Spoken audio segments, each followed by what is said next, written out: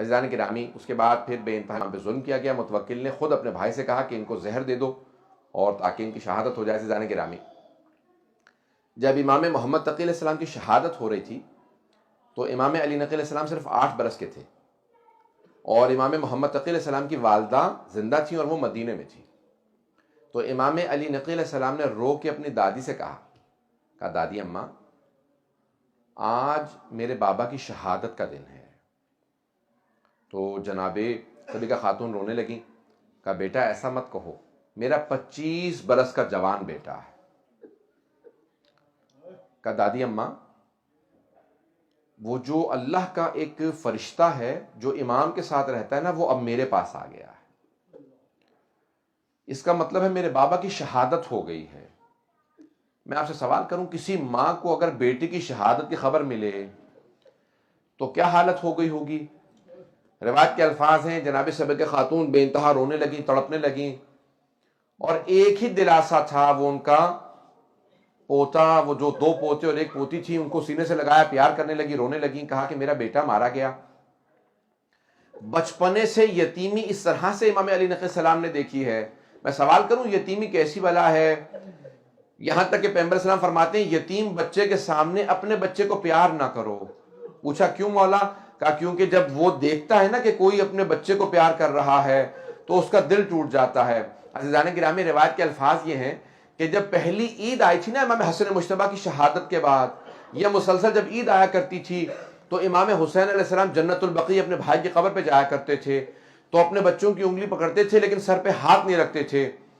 تو کبھی کسی نے پوچھا اتنا پیار کرتے ہیں تو آپ بچوں کو کیوں نہیں پیار کرتے؟ کہا جب میں قاسم کو دیکھتا ہوں تو مجھے احساس ہوتا ہے کہ میرا بھتیجا کبھی یتیمی کا احساس نہ کرے، اپنے بابا کو یہ محسوس نہ کرے میرا باپ سر پہ نہیں ہے، اس لیے میں اس کی محبت میں اس کو زیادہ پیار کرتا ہوں، اسے سینے سے لگاتا ہوں، اس کے سر پہ ہاتھ رکھتا ہوں، اپنے بچوں کے سر پہ ہاتھ نہیں رکھتا، تاکہ میرے بھتیجے یتیم بھتیجوں کو یہ محسوس نہ ہو کہ دیکھو ہمارے جو چچا زاد بھائی ہیں ان کے سر پہ ہاتھ رکھنے والا ہے لیکن ہمارا باپ سر پہ موجود نہیں ہے. عزیزان گرامی، یتیمی عجیب چیز ہے. امام علی نقی علیہ السلام نے 8 برس کے سن سے یتیمی دیکھی اور مسلسل یہ دیکھتے رہے کہ ہر طرف سے ظلم ہوتا رہا امام علیہ السلام پہ.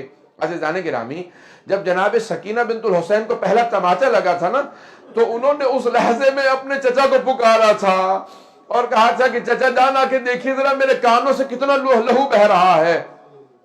عزیزان گرامی، ایک سوال کروں گا کہ اب ذرا ایک مرتبہ تصور کیجئے، وہ امام علی نقی علیہ السلام جو 8 برس کے سن سے مسلسل اپنے بابا کو محسوس کرتے ہوں گے میرے بابا کہاں پہ کاظمین کے اندر شہید ہوئے، وہاں پہ ان کو دفنایا گیا.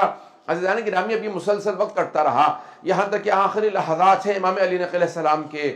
عزیزان گرامی، کہتے ہیں کہ یہ جو ائمہ کو زہر دیے گئے ہیں نا، ان میں جو سخت ترین زہر تھے وہ 4 اماموں کے تھے. اب وقت نہیں ہے کہ میں تفصیل سے جا سکوں، آخر جملے کو پیش کر رہا ہوں، اس کے بعد آپ ماتم کریں گے. عزیزان گرامی، ذرا ایک مرتبہ آنکھیں بند کر کے تصور کیجئے گا.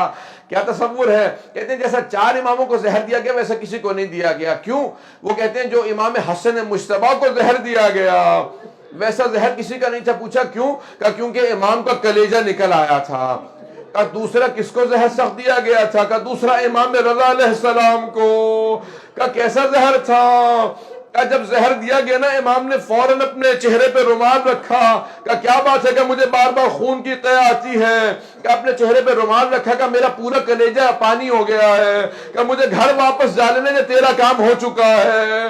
عزیزان گرامی، 2 اور امام، ایک امام علی نقی علیہ السلام، آپ کے بیٹے جب امام حسن عسکری علیہ السلام قریب میں موجود تھے، کہ بیٹا مجھے سہارا دے کے بٹھا دو، میرے اجداد رسول خدا علی مرتضی سب آ گئے میرے لینے کے لیے، میری دادی زہرا موجود ہے. اجرکم اللہ. عزیزان گرامی، اور ایک ہے امام حسن عسکری علیہ السلام جن کو زہر دیا گیا، سخت ترین زہر دیے گئے. عزیزان گرامی، یہ آخری لحظات کیسے عجیب و غریب ہوتے ہیں. روایت کے الفاظ ہے سامرہ تھا، امام حسن عسکری علیہ السلام نے خود سے اپنے بابا کو غسل و کفن دیا. کفن دینے کے بعد بڑے شان و شوق سے کہا گھر میں شیعوں کو جمع کر لیا، کہ میرے بابا کا یہی جنازہ پڑھ لو. کہ مولا بہت لوگ جمع ہیں. کہ نہیں، وہاں متوکل مجھے جنازہ پڑھانے نہیں دے گا، وہ خود جنازہ پڑھانا چاہتا ہے، میں اپنے بابا کا یہاں جنازہ پڑھاؤں گا. سب کو جمع کیا، کہا کہ یہاں جنازہ پڑھ لو، لیکن میں کہوں گا مولا جب آپ اپنے بابا کا جنازہ پڑھا رہے تھے آپ کے گلے میں توق نہیں تھا، ہاتھوں میں بیڑیاں نہیں تھی، ہاتھوں میں ہتکڑیاں، پاؤں میں بیڑیاں نہیں تھی، مولا آپ کی پھپھیوں کے سروں پہ چادریں موجود تھی، تازیانے نہیں مارے جا رہے تھے۔ اللہ لعنت اللہ علی القوم الظالمین وسيعلم الذين ظلموا أي منقلب ينقلبون برحمتك يا أرحم الراحمين وصلى الله على محمد وآله الطاهرين